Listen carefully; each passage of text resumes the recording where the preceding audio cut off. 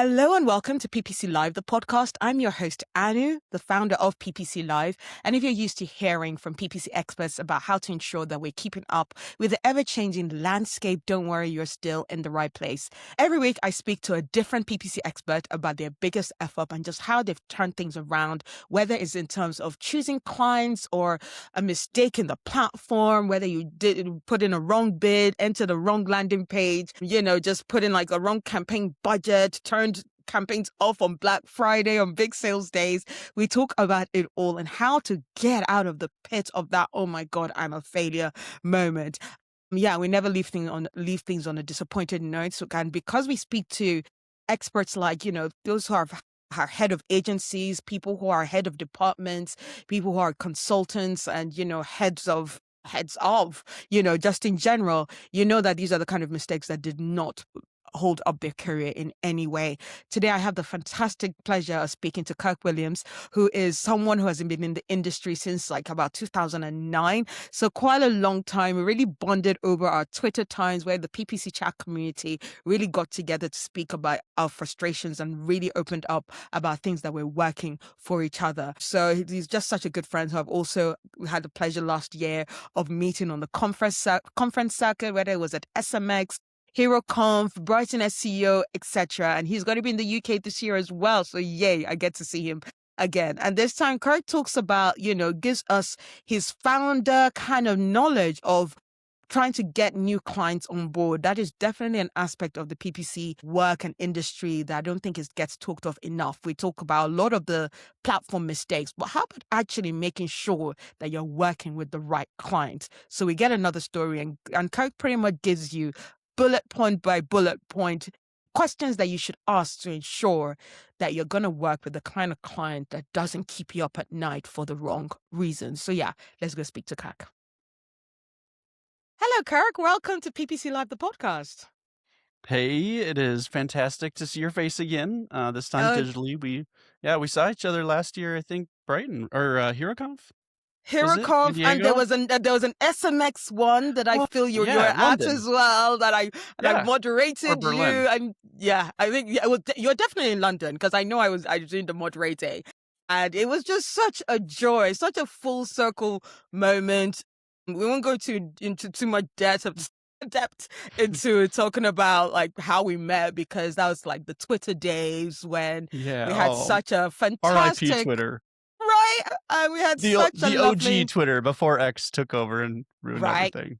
But anyway, that's hey, thanks to Twitter, thanks that Twitter gave us that. It was good for what it was, and there are loads of other ways like podcasts, events, and things that you can build. We would build great relationships, and I was just so delighted when I was like, "Yay, Kirk is traveling again, going and coming back to our parts of the world." So. It's such a joy. For those who don't know, Kirk Williams is, as we've mentioned, someone that has been in the industry for many years. You're the owner of Zato. Did I say that right? Zato, right? Yeah, you did. You got it right. Lovely. They're a PPC search micro agency of experts and have worked in digital marketing since 2009. So way back. They offer a really great like 15-minute audits for accounts, and also Kirk is like an author of 2 fantastic books, Ponderings of a PPC Professional and Stop the Scale, and 2 fantastic books that it's one of those kind of books that I feel that's really nice with the fact that PPC is changing so much. We need some books that don't need updating every 6 months because there's always something changing, and those thought process that you share in the books, I actually really love that, and I'm like, as relevant as when they were published, as relevant as they are today as well. Speaking engagements, he's an international speaker, has spoken at Brighton SEO, Learn Inbound, Dublin, Marketing Professionals, SMX, HeroConf, State of Search, many more. He continues to do it, and we continue to be, amazed by the wisdom he shares. Has written articles across so many like Search Engine Land, PPC Hero, Search Engine Journal, WordStream, etc. So you can hear loads of Kirk's knowledge that he shares even on LinkedIn, everywhere. It's really great to have someone who has built a great personal branding of just being open to share what you're learning. But yeah, in terms of what we're learning, we don't just learn from what we read on LinkedIn. We learn from our mistakes. And the best of us, as I've talked with a lot of the experts before, we get to the great heights that we are because of the mistakes that we've made. There's no success that doesn't come without its failings and comes out with its oops. There might be stories that you want to be like, okay, I'm going to just move on from that. So I'm really grateful that people are willing to recount some of those painful moments. Yeah, Kirk is going to do that with us today. So Kirk, please, what effort would you like to share with us today? Yeah. So, I was thinking about this when, we chatted about recording, and I think probably since I like talking a lot about agency stuff, and especially like small agency things and that, I wanted to talk about primarily taking on clients that haven't been a good fit for us in the past. Yeah. And not solving that perfectly, but also taking some specific steps to solve that rather than just kind of being helpless, like, well, oh, we misread that situation. I guess they didn't end up being a good client. I just think a lot of times there are ways to identify when you and a client are not going to be a great fit for each other, whether you're a consultant or an agency. And so, yeah, I thought of a few specific times I can think of with that and some of the things we learned and steps we've taken. So. Go ahead. What's the first example you'd like to share?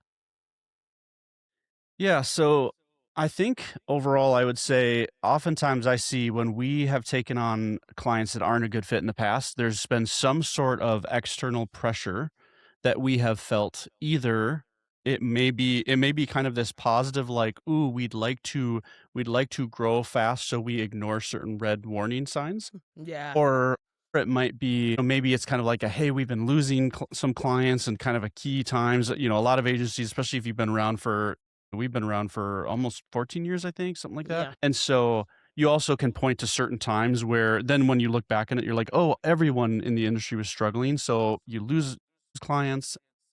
Again, you feel some of that pressure, that economic pressure of, well, maybe we need to take clients on. And so, yeah, there have just been various instances where I look back and I'm like, man, we were on the call, we were in the account, we kind of knew, we ignored that thing that told us, I just don't know if we're going to be able to deliver what this client is expecting. And rather than lean into that and try to bring that out or question it or ask about it or seek clarification, we may ignore that, and then pretty rapidly, as many of us know, that turns into a situation where it's problematic. And one of the things I want to talk about, like, I almost feel like I need to make a case for this actually is problematic, because sometimes I think people think, well, as long as we're growing, then, like, yeah, you have to put up with a lot. But one of the things of taking on clients who are not a good fit for you, and I do want to be a little careful, because sometimes I hate using the words bad or good, because sometimes those can have ethical or moral things or not. So to define that, when I say good or bad, a big part of what I'm speaking of in this podcast episode is just like, they're not a good fit for you, or they're a bad fit for you. Okay, so that's how we'll define it, right? Yes. So like whatever it is that makes up my agency and that sort of thing that we've kind of figured out is like these clients who are a bad fit for us. And one of the reasons why it's just always a really bad idea that I've identified is it always ends up leaving our team emotionally taxed. Yeah. So we are not, it's not simply, there's also a time tax to that as well. Like, you're just having more conversations, trying to solve the problem. So the client might have an issue, you talk about it, there's more friction. Friction requires more time to deal with things. It's also just like emotionally tiring, right? That's a toll that pulls away from your energy to be able to pour into the places where you can actually, positively impact things. And then also there is a level where it's financially taxing as well. Of course. Because again, when you're spending more time, you're just less profitable as an agency. Or there are certain times where, like, it's pretty common for us, if I've taken on a client that ends up being a really bad fit right off the bat, there are times where I've just, in order to minimize our like liability and risk, I've just given refunds, frankly, because I'm like, I would rather refund maybe in some cases a couple $1,000 personally, then deal with the potential for ongoing whatever. Let's have a clean break. And I'm going to call that like a learning tax for myself. So Yeah. that's happened for us in the past. Yeah. And so I think all of those things kind of help demonstrate like there really are times where someone's not a great fit and it actually has like cost to you and your team and your Mm, agency. mm, And it is really important to actually accept that and kind of lean into that and then actually think maybe we need to solve that. So, and there are absolutely. solutions for that. Absolutely. Is it possible to let's dig deep dive into like let's say one of the clients. You don't have to, call out the Sure. name what brand it was, but like and just how that whole just post the you won the client, you started working with them, and then like what were the specific red flags that you started picking up kind of thing Hmm. that led you to think this was not a good decision? Yep. Yeah. So I think some of those would be, I'm thinking of one specifically where I think what I would say is I failed to take all of the red, yellow, beige, and all of, any non-green Different colors. flag. I failed to take all of those into account and put that into, oh, hey, this might not be a good client for us. So with this particular individual, there were significant like interpersonal things that I should Oh, have jumped into and leaned into more. So for instance, just like the way they would communicate with us on our discovery calls and emails was relatively like emotionally non-mature. okay. So Okay. so things like Right. so I'm trying to think of, again, like without going into ultra specifics, but also to make it helpful enough where someone kind of understands, when you're trying to conflict resolve, even if it's Yeah. not a conflict, well, that might be part of it. When you're just trying to figure stuff out and all of a sudden it turns into a conflict, that really is more in the Yeah. case of, hey, we're just trying to figure out what to do with our business and pricing or whatever it might be, right? Mm. That's a flag I've started to realize is more red than I used to. So Okay. if someone so what I mean by that is if you're like talking in business and you're just communicating on some things and immediately if all of a sudden a client starts treating us as if we are not an individual business, with our own objectives Yeah. and fee structures and that sort of thing, and certainly we can maybe figure out pricing or that sort of thing, but there's also some level of co-respect that, in my opinion, is required between two Yes. individual free businesses. We have Yes. different ways of doing things. I might not like or whatever the way you do things, but I can respect that that's your business, right? Yes. When that turns into someone communicating in all of a sudden they're bringing like their own emotional defensiveness and stuff like that into Yeah. it or attacking, right? Treating Yeah. you as if you are not allowed to have your pricing be what it is or something like that. Yeah. That started to become more of a red flag for me because what that suggests, and that's like what had happened in this instance is one of those, what that suggests is that down the road, this person is not going to like this person's already showing that they don't respect our value. Yeah. They don't respect the fact that we believe we have value and that it Yeah. may be different than what they Yeah. see. Yeah. And increasingly for this guy specifically that I'm thinking of, I begin to realize, oh, he's one of these types that the world is there to serve him no matter what. And the only way you're going to benefit from this is if you happen to like temporarily align with serving him and you happen to improve, right? Yeah.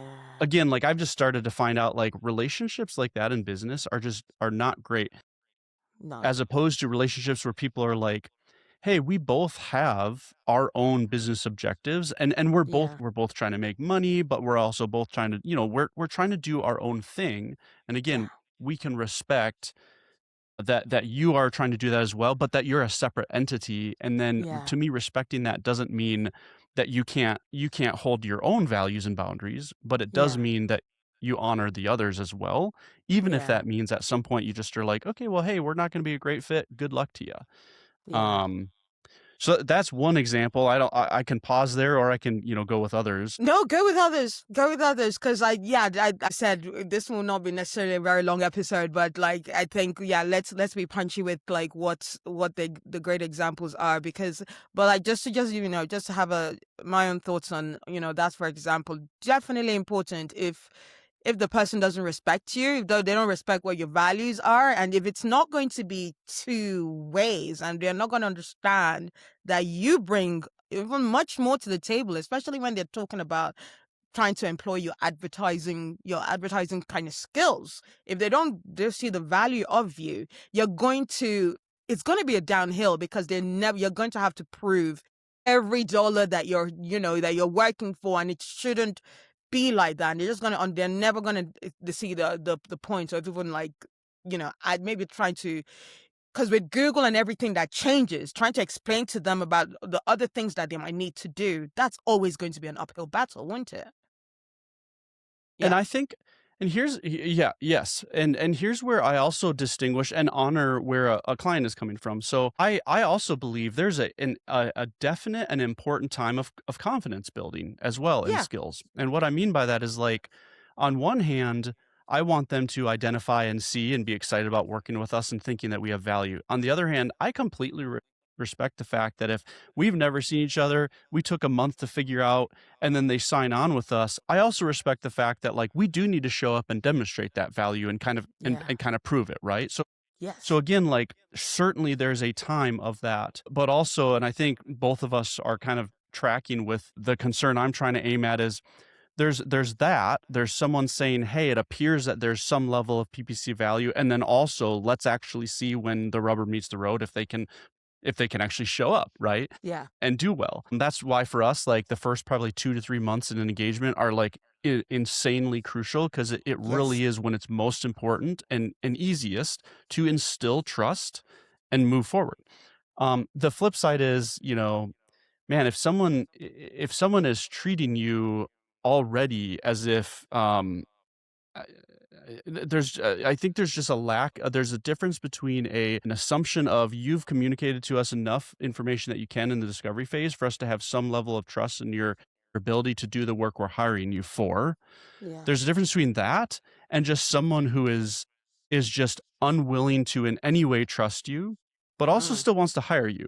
So again, there's just kind of some level of, like, the more we talk, it just seems like you don't trust us at all or interested in our value, or maybe you just keep trying to, like, undercut our fees aggressively. So at some point, like, maybe you just need, like, who you're looking for isn't us, frankly. Yeah. Because Yeah.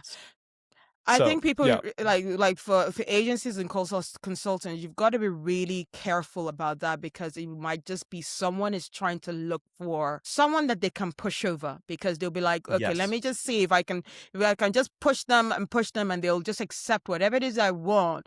People just want someone who'll be like, yes, we'll just say yes to whatever you're gonna say. And then actually, I think those are the kind of clients you need to go for. Bigger agencies who are willing to, well, they shouldn't, but take your nonsense, because maybe they have, like, certain way of working that could work out. But then that's when you end up with people in that agencies leaving, because they've just been put on accounts of and their contacts don't respect them, don't care, and they just want yes men. And you can see where that cycle has worked. It's, as you said at the beginning, where some agencies just feel that whole pressure of, like, okay, we've just lost a few clients, or, the economy is bad, so we just need to take whichever client is going, and we'll figure out whether they're a fit later. We'll just take their money and do as much work for them, make sure client services is in there and they're getting whatever they want. And it's not a relationship. It's just someone saying yes to a client because they've paid. And people have got to be careful with that. You got to be careful with that. For sure. Yeah. And I think that goes back to our point we were discussing in the beginning too, which is just kind of fit for you, like fit for you and your values and your purpose and stuff like that. So Anthony Higman is a guy I've chatted with, and I just love him. He's online. No, he's like, he's kind of one of those, like, he's outspoken. He seems like a great dude. Yeah. And like, we've chatted about this because he's like, his focus, I believe, is lawyers, legal. Yes, and I don't take lawyers on as clients. Okay. That's just one of those, like, personally I've learned. And again, like, that's not saying there aren't awesome lawyers. I know great lawyers, blah, blah, blah, all this stuff. I've just learned that as an industry, my skills are primarily in shopping. And then also part of this with, like, attorneys and lawyers that I've noticed as a trend is they oftentimes kind of have that mentality of the way that I get service from my agency is by almost like aggressively, untrustingly pushing, right? Yeah. Some people are just great at like handling that, honestly, Yeah. like better than me. And I Yeah. also think there's a personality thing there. I think there can be a thing where, maybe they need someone who's just like a little bit more like, well, no, I'm not going to do that. And here's why, Yeah. you big Yeah. idiot. And the lawyer's Yeah. like, you're an idiot. And then they're Yeah. like, we love each other. And I'm Yeah. like, I can't, It's like mind games. The mind I'm games like, of I it all. love that you have that relationship and that you Yeah. like being in that mind game. I don't. Oh, I'm yeah. a Midwesterner. I don't like that. So anyways, that is a legitimate, but that is worth calling out of example of what I mean by fit. And like, that is part of, I think, if you're a consultant or a small agency, you do need to kind of, all of that stuff plays into like Yeah. who your target is and who's a great Mm. fit for you. And then like determining that, beforehand. Yeah.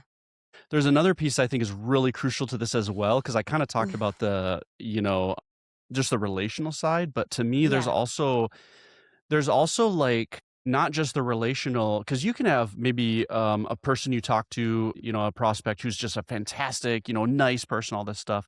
But then there's like the expectations of what PPC is or should be able to do for their account and whether Yeah. you agree on that. That is also such a crucial part to fit. Yeah. And kind of what I mean by that. And so in this specific example, again, like there were red flags early on that I kind of looking back and, as we went, I started to identify, they're pushing, they and us did not fully agree on the role that Google Ads did and could play in their overall business growth. Yeah. And I can explain that a little more, but because of that, that's kind of the big picture way of saying it. Because of that, they had these expectations and goals with Google Ads that not just us, but really no agency could ever hit, right? Yeah. And so now I'm starting to see that sort of thing way earlier on and even Yeah. talk about that in the discovery process as like questions, just get that out.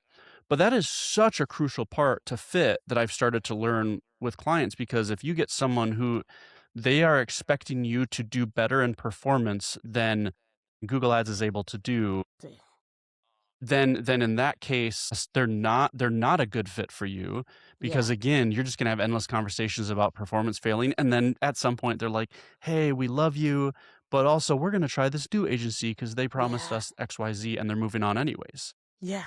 Yeah. And so I think it's almost like those two key parts are things I've learned more and more, like relationally, as well as like expectations and performance and marketing and all of that. Mm. Those two things are so important. And Yeah. there's just very specific ways we've started identifying and leaning into those two things in our discovery process. And I Yeah. just think overall, it's just really helped us start to avoid, some of those like major things where, like in this instance, I've been sharing this guy, it was like 30 days, I think, that we both were basically like, hey, this is not working. And I was the one to say, hey, we're out. Yeah. Yeah. So No, that's really important. I know that those points are very important to you. I remember you talking about it. I say talking about it because I did listen to your book as an audiobook, and I love that you narrated it. That was so lovely. And you talk about that. You talk about, especially when, a brand comes and they're not doing anything else in terms of advertising. They just expect PPC is going to be the one that does all the heavy lifting of the branding that they should have been doing, of the customer service. And you're like, guys, that's a big red flag that I love that you point out, because, be wary when brands are like, we're not doing anything else, but we want PPC to drive all the sales and drive all the revenues and everything. And it's really important to realize that PPC works in tandem with loads of your different channels that you're working with, and there's got to be a very great integrated strategy. PPC is not marketing. PPC should be part of your marketing strategy. It should not be the whole marketing strategy. It will never work if it's doing such heavy lifting. None of the channels will. So it's not even like a PPC flaw. It's like you need multiple channels working together for things to actually work well. For a knowing that- long-term sustainable business, I do think, Yes. as we know, and sometimes people are hung up on the fact they're like, well, I've been working with my, company for 2 years and we're only PPC and things are going great. And it's kind of like, oh, okay, so you're a 2-year-old business, leaning into Google Ads. Yeah. Again, we're talking more long-term, healthy, actual business longevity and growth. Diversification is just a fact of life, you know? It really is. So, I'd actually argue what people actually think when they say that, okay, we're only doing PPC.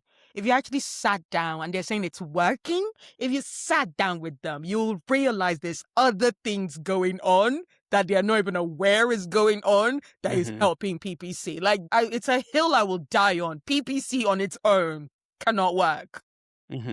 Genuinely feel that. Like, because right now I'm not necessarily with PPC Live and our branding. We're doing social media, but I'm also doing newsletter, word of mouth. You know, certain things are working that maybe I'm not paying for. That's not like a paid channel, but are working all together to ensure ensure that actually marketing and growth happens. But yeah, this has been a fantastic chat already. Honestly, we've filled that time with like some really great knowledge, in my opinion. But just before we go into like our last few questions, like I'd like you to see if you have any like ideas or like what you've seen in terms of what other agencies might have been doing wrong, or just what the industry is still getting wrong that you feel like you can't believe, like in your 15 years of doing digital advertising, that's a mistake that you saw in year 5 and it's still happening in year 15. Are there some mistakes that are just painfully reoccurring? Do you mind if I take a few minutes and just walk through a few questions to solve some of these problems first that I talked about with the client? Of course. Can I do that real quick? Because I Okay.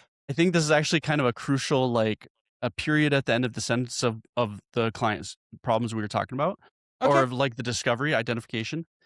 To me, just as a quick, like if someone's like, okay, it sounds great, I would like to, I would like to determine how clients are a good fit, and then maybe they just aren't really quite sure how to do that. Yeah. One of the biggest things that we have done, and I'll just share some of these questions, is we've started asking the right questions on our discovery form and in our calls. And here's what you're trying to get at. And I think this is kind of the crucial piece that will like put home some of this. I think what you're trying to get at is like, hey, there's a reason you're contacting us as an agency. There always is, right? Yeah. And so like, what is that? Like, let's really find, and sometimes they don't even know that. And so sometimes it's just like, you're trying to help them uncover what is their main problem. And then we need to agree on the way that PPC can solve that main problem. Yeah. Because if we don't, again, like you're starting the relationship poorly right then and there. So if you're just focused on answering that, and then there are lots of little questions that you ask to start helping determine that as well, especially if they don't know. We just like to ask questions in terms of like getting an understanding of, okay, how are they viewing the relationship between a business's scaling possibility and efficiency?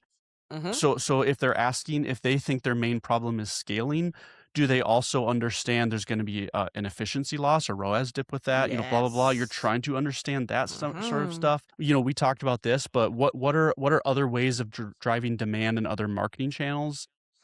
How do you see the role of Google Ads playing into your marketing strategy? Some of these are open-ended questions purposefully, because what they do is you ask them, and then it allows you to start actually getting at more of the heart of again, what that problem is and whether or not PPC can solve that. And then relationally, just some of the questions I love asking is, why are you unhappy with your existing agency or employee and looking for a change? Because again, they are. But then I like asking, what's something you like about them? And the reason I like asking that is because it kind of helps you. What you're doing in discovery as an agency is you are way more of a detective than maybe you think you are. Yeah. Because you're trying to really uncover, again, like who is this person I'm going to partner with? Yes. And what you need to know is, does this person just have unrealistic expectations on agencies, or is there an actual issue? So if what's something you like about them, if they can't come up with anything, maybe the person they're working with before actually is like the worst PPCer of all time, and maybe they're legitimately, that's fair. Or maybe like maybe that's a little hint that you add to the database. That over time on this client, you start to piece all this together where you can determine it, and at least you get to walk in with eyes wide open. So I think that's kind of how I would say is how we've begun solving the client fit issue is just by like taking the time to ask the right questions and dig in with curiosity in the Yeah, discovery process. So then we all and the funny thing is, and I'll close with this, the funny thing is like this will actually help your sales of course. because you genuinely are trying to understand them. And I don't know how to say it other than they are aware of that. They can sense that. Yeah. And it's almost like if you're doing this correctly, by the time you get there, you know, there's other factors like pricing and stuff that for sure weigh into this at some point. But Yeah. by the time you get there, if all of you are like, hey, this seems like we're all on the same page and a good fit, it's just way easier to then make that final sale when Close. you're already there, right? And you get there with those right questions and stuff like that. So all that to say, to me, that's kind of how you actually then move from, hey, how do I even tell if client's a good fit to actually solving that? Yeah, amazing. I'm for anyone that pitches for clients, you've just given people like a playbook there. And thankfully this podcast is there's going to be the transcript. There's going to be like the show notes, so you'll see as a bullet point all those like questions that Kirk has advised that we should be asking. And I think that goes for consultants. If you're a solo, or you're a freelancer, you're part of an agency, you're a detective. You want to really figure out what the relationship with this client is going to be and not just go, oh, have dollar signs in your eyes because potential client has decided to, call you up and have a meeting with you. It's really important that you go through this for your mental health, for our mental health. There's a whole bunch of crazy stuff going on in the world without client's relationship being another thing on the list that is the one thing that is pulling our energy down. It's pulling our motivation down. So yeah, these kind of discovery questions are absolutely critical and important. You know what, Kirk, you've given us so much. You've given us more than I could ask for. So we're gonna do a roundup at this stage and just go to our lovely final question, that if your PPC career were a movie, what would the title be? So I have to admit, I didn't think very long about this one. So I'm not sure if I have a great answer, but we were joking a little bit about, I mean, it's kind of difficult for me not to say Star Yeah, Wars. I Not literally sure was who like, I it would, can't be Star not Wars. sure who I would be at this point. Yeah. Maybe like as a small agency, and like what a shocker, but maybe I'm like the rebellion as the small Hey, agency fighting against like the overall unhealthy agency culture that's out there, yes, burning everyone out. So yeah, I like that. absolutely. No, definitely. Yeah, somehow I ended up being the good guy in that. I don't know how that happened. Of course you're the good guy. You've always been the good guy. Always been someone that if I just go into like Kirk's DMs and be like, Kirk, a client has asked me about this. What should I do? You've always been great and responsive. And, that's the kind of people we need in this industry. I also even sometimes in the previous episodes talk about, the fact that not people don't share mistakes. People are always like, oh, everything is going well. I've just, closed the deal of the $1 million dollar revenue XYZ. And I'm, running this kind of huge account, $10 million accounts, and everybody's just talking about how big spends that they're doing. And sometimes you need people who are fighting for the little guys as well, the smaller agencies who actually care about who they're working with. So yeah, no, definitely. I always love like checking what you're talking about, where you're going to be speaking. Are you going to be doing any international events again this year? Yeah, so I'm hitting. Gosh, I'm doing Munich, Amsterdam, Brighton, and Manchester. Oh my God, you're going to be Manchester! That is Yeah, so performance MCR with Charlie. Yes! Charlie's Oh my awesome. Yeah, God! Charlie yeah. is awesome. Are you gonna I be there? love that. I probably will. I feel like I've Oh, got to nice. now. I wasn't sure, Yeah, but oh my you got God. to. Oh, bless. And Yeah, I I'll don't see you even in know. Munich as well. I think I'm allowed to say that. I mean, I don't think Charlie's announced it yet, but I don't know if it was like a super secret thing. But yeah, I'm excited. Oh, that's amazing. Sounds like a fun conference. So It is a fun conference. Oh, I'm happy for her. Like, yeah, she's announcing like there's gonna be a few American folks. There's someone else I know, the keynote speaker. She's not announced it yet, and I do know who it's gonna be. We're not gonna say the name because I bet you know as well. yeah, probably. But I yeah, don't know. Yeah, well, yeah, you guys should come to that as well. It's going to be a very fun one. So yeah, those are the names that they're going to be at. So if you're going to be any of in those places, yeah, I'm sure Kirk would love to hear from you and just say hello. And yeah, we'll have a good chat. Thank you so much for joining us, Kirk. And yeah, we'd love to check out, what you're doing. Kirk is on LinkedIn. Like, you're regular on that now, don't you? Aren't you? I'm trying. I kind of hate it there, and also like, yeah, it is what it is. It is what it is. But we try because, yeah, the people want to hear from you. So hopefully we'll continue to hear from you. But yeah, thank you so much for joining today. And yeah, catch you on the conference trail. Yeah, thank you. Good chatting. Thank you so much, Kirk, for that really great, not just honest, but, very insightful insight as to when you speak to clients and the importance of ensuring that you're vetting the clients that your team is going to work with. Because I know the person who's going to be like, the client, head of client relationship is not necessarily the person that's going to be the day-to-day, but it's really important that you keep those people at the day-to-day in your mind when you're having those conversations with the clients.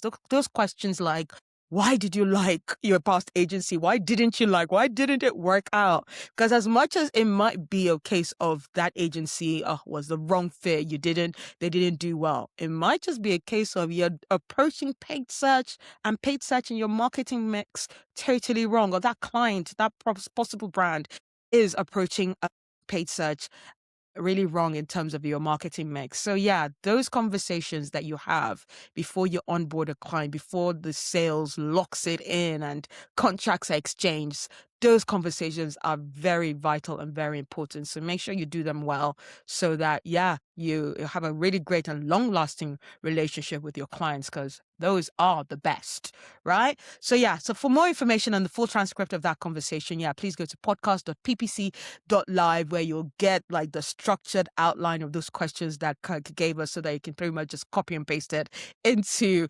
your conversation notes when you're having those conversations with your first clients.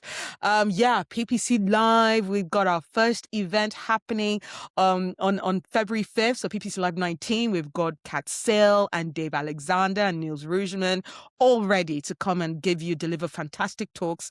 That is going to be followed by great networking, great panel talks, great Ricky Lake style conversations where anyone can answer a question, can ask or answer a question, regardless of whether you're on the panel, whether you're in the audience. Let's have a great PPC Live team meeting, shall we? So yeah, go to ppc.live for your tickets. Sales are still going on. Like, yeah, as I'm recording, it's only 10 days left. By the time you're listening to this, it might be 8 or 9 or 7 days left till the next event. But whichever way you're at, you'll be able, whichever dates you're out from, as long as it's before 5 p.m. on the 5th of February, you can still get a ticket. So don't miss out on that.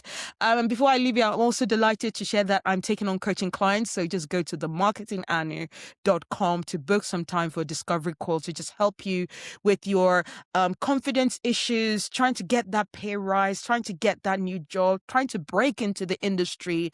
I'd love to help you with that. So yeah, you can book a free discovery call with me so that we can chat and figure out exactly what it is that you need. So yeah, I hope you've enjoyed the show, and I look forward to bringing more PPC F-ups and triumphs next week. Thank you very much. Bye.